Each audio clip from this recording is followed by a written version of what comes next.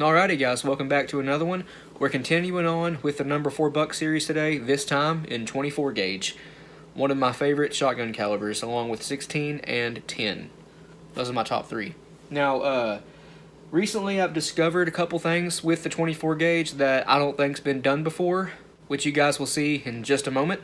You guys will see in an upcoming video, if it's not out already, 16 gauge round balls, 60 cal round balls at the range. I mentioned in the intro we were going to shoot some 24 gauge slugs and try to redeem ourselves from last time because we had a terrible accuracy, and part of that was due to not having a point of aim. We knew we didn't have a point of aim in the video, but that video was just kind of an on the fly thing, so hopefully this time we'll do better at it. We didn't have enough time to film the slugs that day, but we're planning on going back out soon and refilming it, along with some other videos, of course. But that's just what I wanted to say about that. The slug video I said we were filming, it hasn't been filmed yet. We didn't get to film it that day. But anyway, I happened to luck into almost 300 holes, 24 gauge holes on Gunbroker about a month ago. It's a lot. I never thought I'd see so many 24 gauge holes in one place. Such an oddball caliber, hardly ever see them. I spent years looking for one along with my 32 gauge, both of them. But yeah, this is almost 324 gauge holes. Hit the jackpot. I sorted through all them holes and I got, probably about 30 28 gauge holes in there, a 2.5 inch 28 gauge, so that's great. That Graw rifle we have, it's not a rifle anymore, it's a shotgun, but it's a smoothbore black powder cartridge 28 gauge shotgun. Anyway, after I got done sorting out the holes, I managed to find one brand new 24 gauge hole. Brand new primed. These have not been available in a long time from Ballistic Products or Graphs or anywhere online, but I just thought that was awesome. I had been on the hunt for new primed 24 gauge holes for a while, and I happened to have one. So normally whenever I store my once fired holes, I go ahead and resize and deprime all of them. But these holes right here, they do not need resized in my gun. They go right in and eject just fine. I've tried dozens of them. Here is a 16 to 24 gauge chamber adapter for, a 16 gauge shotgun. Lets you shoot 24 gauge shells out of your 16 gauge if that's something you ever want to do. But check this out. Goes right in there. Does not need resized. I gotta push it out with this though. Pinky's just not long enough to reach, the bottom of the chamber adapter. So good news there. I guess these were fired out of a high-end double or over under the American Arms Silver that have a tighter chamber than my 24 gauge. But anyway, depriming this is really simple. I have my 20 gauge press here, but you can deprime it with any gauge, reload all. Stick it in there. Oops. Just like that. Deprimed. Repriming it, I'm just using a Shadot. Luckily, yes, these are Euro Fiocchi holes with a Euro size primer pocket, but a Shadot just happens to be able not to be pushed in all the way. I actually have to use my press to seat that primer. So, another lucky thing there. So now that we have our hull reprimed, we need, this is a 3/4 ounce load by the way, light load for a 24 gauge. The standard payload for 24 is 11/16 ounce, which is a 3 inch 410 payload, but a 3/4 ounce is a 28 gauge payload, which is even smaller than 24 gauge. So, it's a light load. The load data is from Ballistic Products Small Bore Manual. This is a 3/4 ounce load, 1210 FPS, 7,000 PSI. Very, very low pressure, which is awesome for an old gun. But it is a modern shotgun. It's rated for the same pressure a 20 gauge is rated for. Powder I'm using is 19 grains of Hodgdon Long Shot.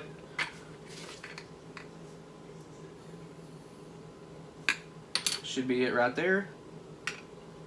Sure is, 19 grains of long shot.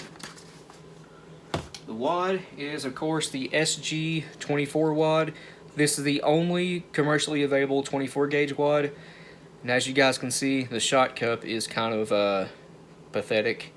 It's not very deep. It only holds a ½ ounce of lead, but we can make it make do. Where's my wad tamper at? Right there. There we go. 15 pellets of number 4 buck, which is 0.72 ounces of lead payload weight. These stacked by 3s in here. And 15 pellets comes up almost to the top of the hull, but still enough room left for a roll crimp. We're adding 1 scoop of Ballistic Products original buffer here. ½ scoop at a time. And that was 1 full scoop of the Lee 2.2 cc dipper. It's the only Lee dipper I have. We have, get it over to ounces here, 0.75 exactly. Now for an overshot card, we're just using 1 very thin piece of a 24 gauge nitro card. Basically 1 section of the, they come in sections of 3, like I always say. We're using 1 section. I'm actually going to write number 4 buck on here. Give me 1 second, guys. And there we go. Number 4 buck. This should, once I roll it, look like an old school shell. How they used to have the, what shot size was in it on the overshot card. Just like that. But I'm going to roll crimp this with the Ballistic Products 24 gauge roll crimp tool.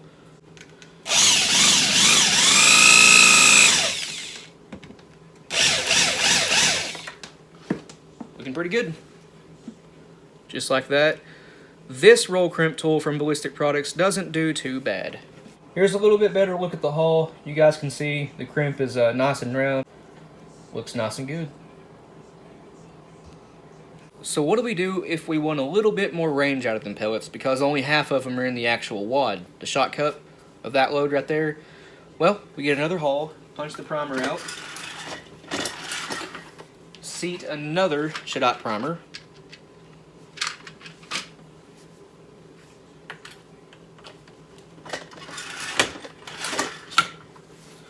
just like that. Another 19 grains of long shot.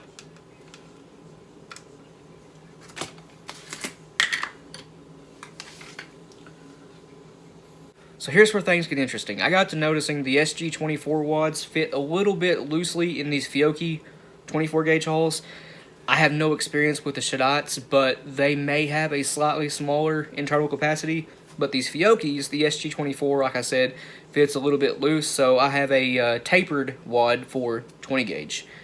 And it just so happens that it fits like a glove, like it was actually made for it. If you guys have ever loaded the LBC 50 in the 12 gauge, you know it's a little bit tight fitting, like a glove. This wad is the exact same way. It goes in there like it's made for it. You guys can see there is no bulging of the hull. We actually have, I'll turn the camera around and show you, but we actually have the wad exactly where it needs to be, the shot cup I mean, for a fold crimp if I wanted to fold crimp this. Here's what I was talking about. You guys can see the top of the shot cup is a good, I want to say ½ inch down inside the hull. I could fold crimp this if I wanted to. I can roll crimp it with a 7/8 ounce load.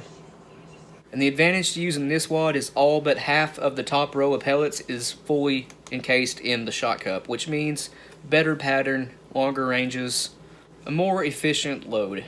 Anyway, inside that wad we need 15 pellets of number 4 buck.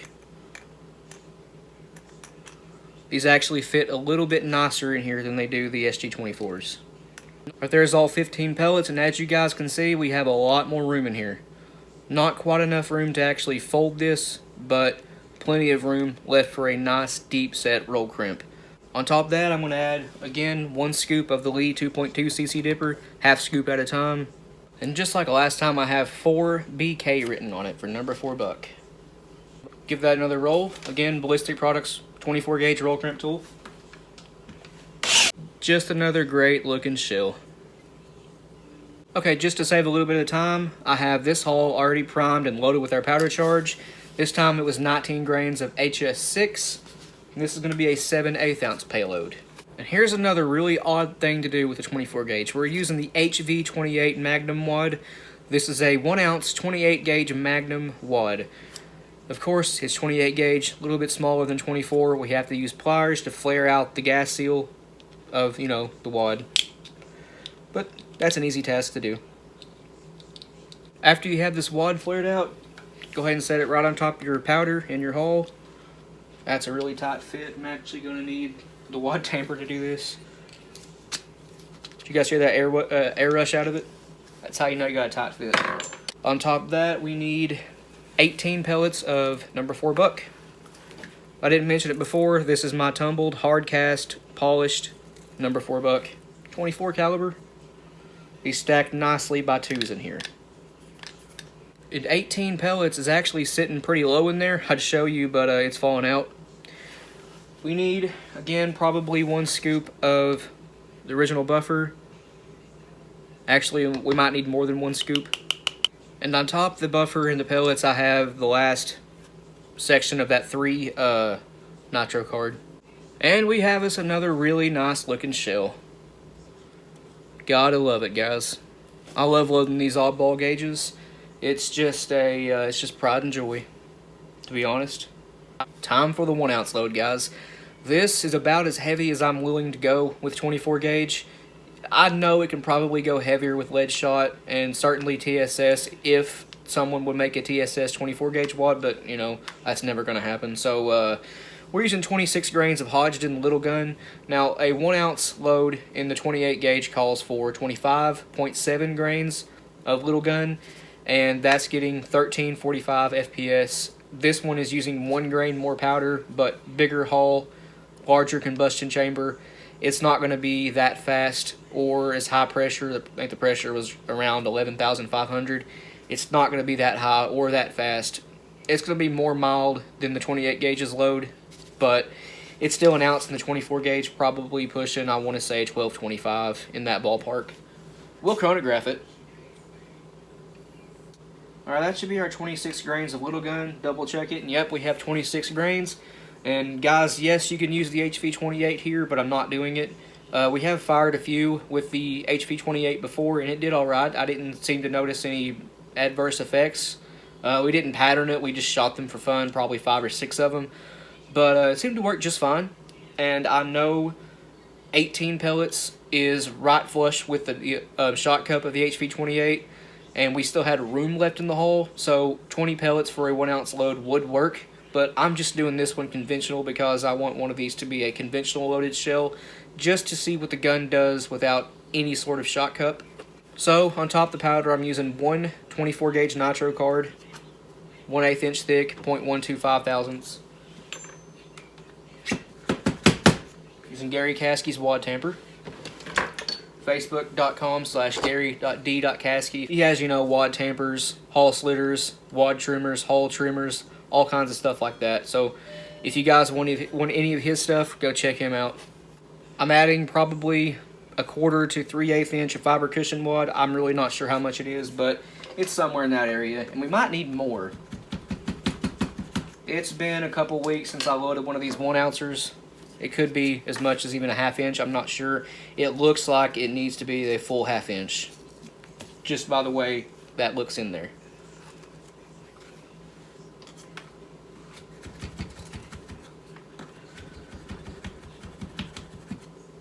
Yeah, that's looking more like it. Now we need 20 pellets of number 4 buck. Alright, so that was the full 1/2 inch of fiber cushion wad, and I just tore it down from this 10 gauge 1/2 inch fiber cushion wad. I used probably half that fiber cushion wad inside here to get the proper stack out. Now we need 20 pellets of number 4 buck. These stacked by 4s in here, 5 rows of 4 for 20 pellets, and the total lead payload weight is 0.96 ounces. So, again, original buffer. And no, guys, you don't have to put buffer in these. I just do it because I like tighter patterns. Again, I have 4BK written on here for number 4 buck. Oops, went in there a little bit sideways. There we go. Just like that. Roll it. And we have ourselves another really nice looking shell. Again, no bulging. Just looks great. Nice and round. The Ballistic Products 24 gauge roll crimp tool is awesome. I've not really ever had an issue with it. And I have had an issue with their, sometimes the 10 gauge, definitely the 28 and 32 and the 410. Those don't seem to do so well all the time, but 80% of the time they do alright. But this one, I've never really had an issue with it. Alright, here's our 4 loads. I have them marked up here with the number 4 buck, and I have the load data written on the brass. You guys can't really see it, but I have the data written down there. And yes, we will be patterning all these. I have a bag down here with all of the number 4 buck shells that I've loaded so far across this whole series. We still have a handful of gauges to go, I believe 4. So, yeah, like I said, we'll be patterning all these in a video. It'll be a big number 4 buck shootout. Now, we've not had great success with number 4 buck, with the patterning board anyway. Some loads have done really well, but I want to say probably 75% of them have performed kind of lackluster.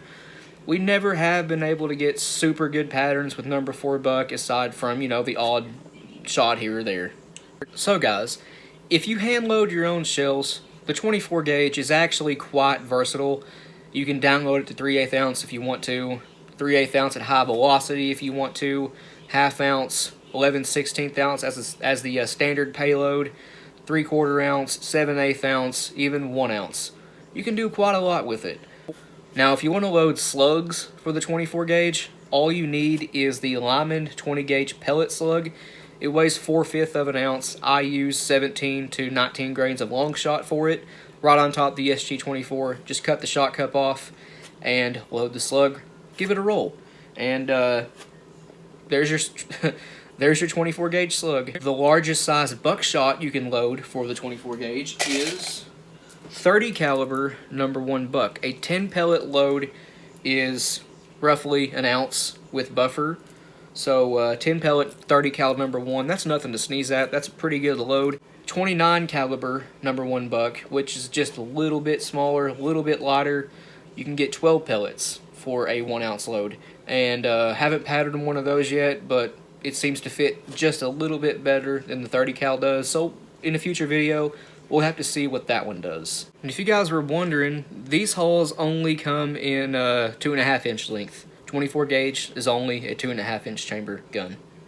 Bore size, cylinder bore for the 24 is .579, basically making it a 58 caliber shotgun. The gun I have is an Ivor Johnson Champion single shot, and the one I have seems to be choked improved cylinder.